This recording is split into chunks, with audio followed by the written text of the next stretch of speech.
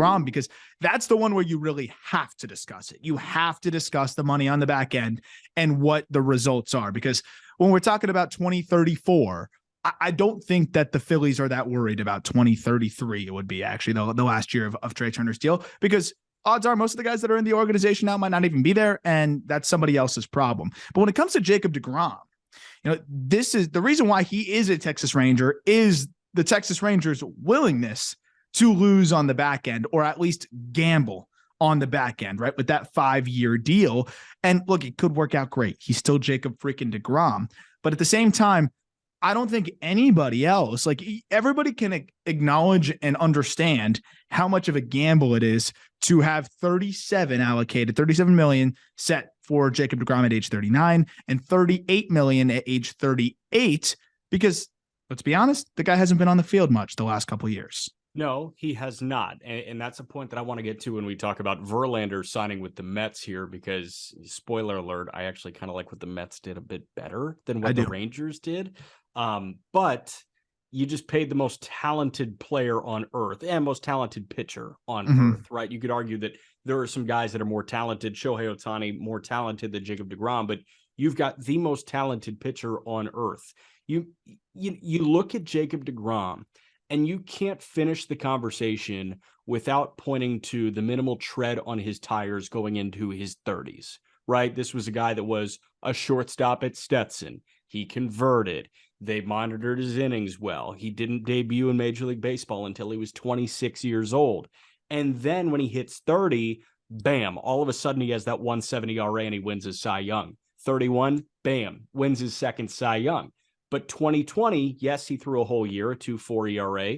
2021, 15 starts. 2022, 11 starts. The take that I have constantly spewed out on this podcast is I don't think the human body is built to sit 102. I don't, especially if you're a 34-year-old guy. As a starter, right? You can do it in inning spurts every other day, but this guy every 5 days is trying to throw 100 pitches, and they're all somewhere between 93 miles an hour and 103 miles an hour. And I don't think the arm is built to do that. And look, we don't really know. And the only way that we'll really know is through the Jacob deGrom experiment, right? And, I know people can say, oh, well, Nolan Ryan threw this and this guy threw that. I don't know. And I'm only going to speak to what we do know. And that is that we have not seen somebody throw as consistently hard as Jacob deGrom does. And yeah, when somebody comes up at age 26, like you said, and, has been, on the field pretty consistently, and then has fallen off this cliff health-wise over the last couple of years, it's one of those things where it's like, how much better is this going to get? Is he magically going to be healthy at age 34, 35? You look at a Carlos Rodon, it's an interesting comparison, but the difference is Rodon dealt with health issues and really adjusted his mechanics and did that in his late 20s. Yes. So he's able to still kind of, lean on that youthful exuberance and adjust his mechanics as such. Jacob deGrom's mechanics are pretty freaking perfect, right? And I'm worried about Rodon in a separate, situation as well, but at least he's 29. I do really wonder how this is going to go. That said, there's no way that you can paint this, I think, as a negative for the Texas Rangers, because it's more almost of like a tip of the cap. Like, all right, you were willing to do it. Like, sure. It's like if somebody goes all in on a shitty poker hand, but they win the hand, like, all right, this obviously isn't a shitty poker hand, but you're always going to tip your cap for someone that's willing to push all the chips forward. And look, this could work out well, right? You're betting on one of the most talented pitchers to ever step foot on a baseball field, right? That said, you're also betting on, or really you have humanity working against you as well. And at the end of the day, as much as he doesn't look like a human when he's on the mound, Jacob deGrom is indeed a human being. And this is one of those things that, I think what we're saying, everybody else has the same thoughts. And it's just one of those that we're just going to have to wait and see. So my worry here is that the Rangers just paid $185 million for a case study. I don't think they did it. I also just checked because I saw Jacob deGrom went to Calvary Christian Academy, which is not the same as Calvary Christian High School. in Fort Lauderdale that Andrew No, it is Painter not. went I to. would have known So that. I would have told you that one. yeah, so Andrew deGrom Painter, and though, the Painter. next deGrom went to Calvary Christian High School Yes, in Fort Lauderdale. exactly. Like tall, lanky dude with perfect mechanics. And you say, how the hell can he throw that many strikes? So I don't feel great about an $185 million case study, but this is not a case study. This is not a try out and see how many starts you can get from Jacob deGrom. What the Rangers just did is they bought a lottery ticket. And the odds are pretty good, right? I'd say it's like a 50-50 raffle at a low A game where you're not competing against much. And chances are you do walk home with the jackpot. There might actually be a 50-50 chance this happens. So you might just be saying, oh, what if, like, you've got 38-year-old Jacob deGrom on the books? Like, man, this guy's been cooked for 4 years now. Or you're saying this works out perfectly and this deal ends before he's Justin Verlander's age in 2022. I think I hope it's the latter. I think it skews more towards the latter than it does the former. I do think that deGrom is going to figure out a way to stay on the field. I do. But if he doesn't, this turns into one of the biggest what ifs, and it turns into Strasburg, and not Pat Corbin, because Pat Corbin's going out there every fifth day. He just sucks. It turns into Strasburg. The thing with deGrom is that you don't have like the thoracic outlet. You don't have like those catastrophic injuries. It's like nagging back stuff. It's like nagging little things that makes it seem like, what you were talking about with just what can the human body handle. I can promise Jacob deGrom is working with the smartest of the smartest of the smartest people. And the Texas Rangers are putting everything into their investment. And I'd bet that the Texas Rangers did some sort of vetting and came away with at least enough confidence to say that this is worth a roll of the dice. I'm not saying that he's still doing it, but might I point to the news that was out there in like 2018, 2019? Have you heard about like Jacob deGrom's nutrition and exercise habits? No. He apparently eats like shit, like nothing but fast food, and he doesn't work out hard to the point where like his teammates are like, dude, like you don't get after it in the weight room. There's no way. There's no way he can do that. Like that's the case anymore, right? Right. What was that that story? Like, okay, 30-year-old deGrom can do that, but 34 coming off of all these injuries, like I don't think you can rip the McDonald's drive-through or the Arby's in Baltimore when you're there. Yeah, no. I mean, it's different, and I think that's something that he's definitely learning, right? I mean, at this point, I think he's very, very much going to adjust whatever he needs to adjust in his training regimen to get right and be healthy. And I think getting out of New York, right? Like just getting a new set of eyes on him, a new program, and being surrounded by new pitching talent, evaluate, and like just new people that can watch what he's doing.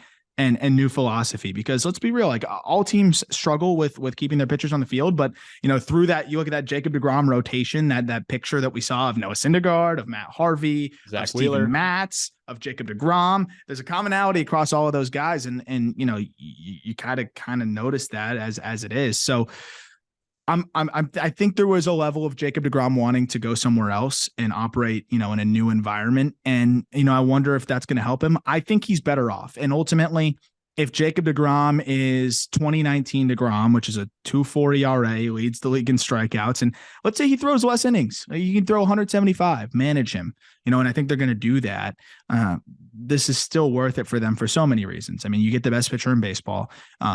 You continue to show your fans that you want to win, which they're doing everything in their power. But it also shows you, with the Texas Rangers, I love what they're doing. I love what they're building farm system wise. I really do. They have a lot of reinforcements coming up. They're building a good farm system. I love what Chris Young is doing, their general manager. But it shows you how hard it is to build through free agency. I tweeted this, but they spent $700 million. And they still have gaping holes. Like, I think they can fill them. I think they can fill them. Like, don't get me wrong. I think they're trending in the right direction. But now your window, like, you're looking shorter now. I mean, Semion's on the other side of 30. Seager is fine. He's going to be good for a while. deGrom, you're hoping, these next couple of years are going to be the peak. So their window is like kind of like this to go for it. And it's interesting because the rest of the team, I think, is going to kind of start to get there and develop as deGrom's on the back end of his contract. So they're in that weird in between spot with the deGrom deal. And that's why I'm very interested to see how they manage that. Right. So he's going to be a late 34, an old 34 on opening day, and he'll be the opening day starter. My question is, how old is Jacob deGrom when Jack Leiter is ready to be a force in the Rangers rotation? How old is Jacob deGrom when Kumar Rocker is ready to be a force in the Rangers rotation? I mean, I don't think that a deGrom contract and Brock Porter line up at all. No, Like, no. I don't think you're looking at, oh, deGrom and Porter in the same rotation is going to be great. Yeah, that's not what you just paid for. I think you just paid for asses in seats for the next Yeah. 5 years and hoping that Leiter and Rocker and John Gray and somebody else is good enough for you to Owen win a bunch White. of games. And Owen yeah, White. Watch Owen Owen White. White. How about Cole Winn? He was bad last year. He could bounce back. Yeah. You like So, Owen White more? but I love it. I mean, I love it from the perspective of, a team that is not great got him. And, they're going to be better. And I love what Texas is doing. Obviously it's not the way I would spend $700 million, but anytime a team spends a lot of money that, was in that rebuild or, was just in that mode where their team wasn't that good, I'm here for it. Right. So I'm never going to be upset about this, but ultimately nobody was beating this offer. Nobody was giving deGrom $37 million in 2027. You were? No, can I just say, in a state with no state income tax in Texas? Yeah, he's going to make a lot more money, man. He's going to He's make going to make a lot more money. So good on deGrom. Get your bag. Rangers are rolling the dice, but guess what?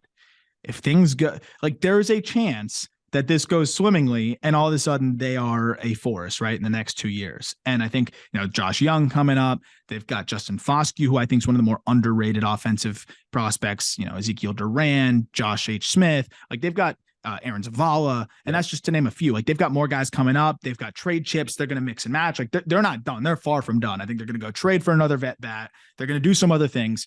And now you've got that anchor in your rotation and you've got other pieces coming up. They could theoretically put it all together in the next 2 years. And if you have Jacob deGrom leading your rotation, you're in a pretty good spot. It's a roll of the dice. And look, it's not my money. And clearly Texas isn't that worried about the money. They're drawing great crowds. They're making good money. This was worth it for them. And I don't know if there's another franchise in baseball that could justify this cost more than the Texas Rangers at this point at where they're at in their franchise. And that's fine. So I support the Texas Rangers move, but I also acknowledge that nobody else should do this. And that's why nobody else did. And that's why Jacob deGrom was one of the first names off the board, because nobody else was matching this. Correct. He probably came to every other team and was like, I have this offer. And they're like, oh, all right. His agent was probably like, don't even bother. Like, just take it. And like, let's call it an offseason, man. Yeah, like, seriously, man. Yeah. And one last thing on deGrom, like, I also see where Chris Young is coming from here, because if your ownership says to you, we've got the money, like, you can pay deGrom if you want, you're not going to fucking pay deGrom. I mean, what? You have to. You have a chance to get one of the best pitchers of all time. All time. When he's on the field. Transitioning from deGrom to the Verlander deal.